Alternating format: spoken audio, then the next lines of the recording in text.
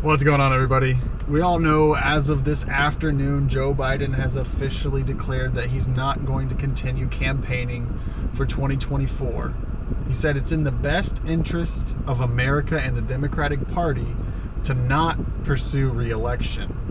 But in the same statement, he said it's in the best interest of the country that I continue my term, I finish it out strong, and focus on getting the next Democrat elected to defeat Trump. So my question with that is, how does it make sense that you're too incompetent, too unpopular, too lazy, too tired, too old, whatever it is, to seek re-election to run the country for the next 4 years, but you're perfectly fine, your mental capabilities are perfectly fine to run the country for the next 6 months? So why is it that you can continue your job now, but not in the future? I think you should step down now.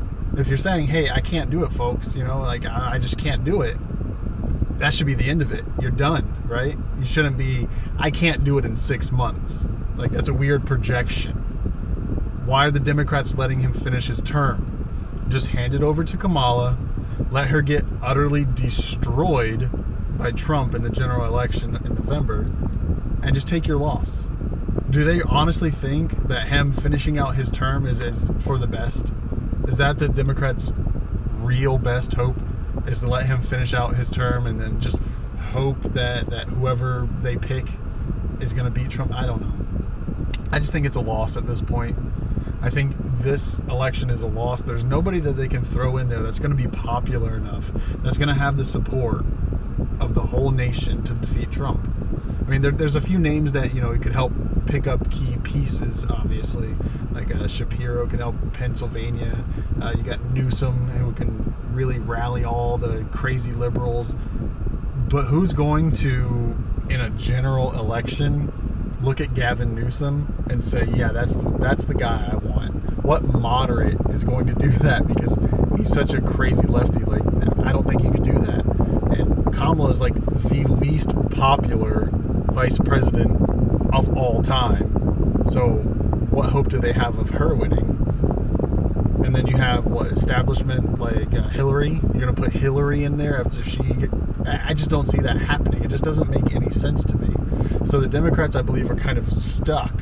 They're in this weird, hard place. And I've said this before. If Biden would have said back when the campaigning started, hey, I'm not seeking re-election, I'm going to throw my weight behind candidate X, whoever that may be, they maybe had a chance. But now that it's so far along and you waited till like the last possible fucking minute, I just don't see how you have any chance of winning.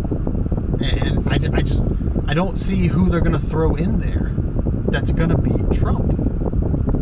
And I'm not saying I'm even supporting Trump in the election. That's not even what I'm saying here. What I'm saying is he has way too much momentum. He has way too much support on his side right now, especially after they tried to fucking pick him off and everybody's seeing that this might have been some inside job, right?